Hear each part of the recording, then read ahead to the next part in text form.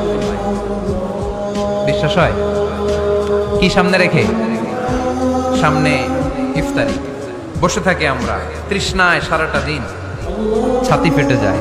আল্লাহ দেখে, দেখতে দেখতে আল্লাহর একটা সফট কর্নার তৈরি হয়। এটাই শুধু কাজে লাগানো, ঠিক কিনা?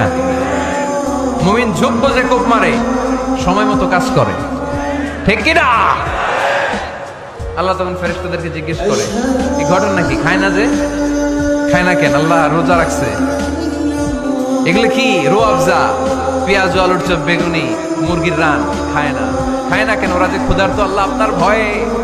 তাই কি চায়?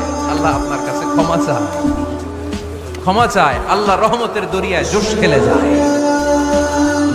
আল্লাহ তখন বলে, আমারে দেখছে নাকি ওরা? ফেরেশতারা বলে, না দেখে নাই। আমার জান্নাত জাহান্নাম দেখেছে? না দেখে নাই।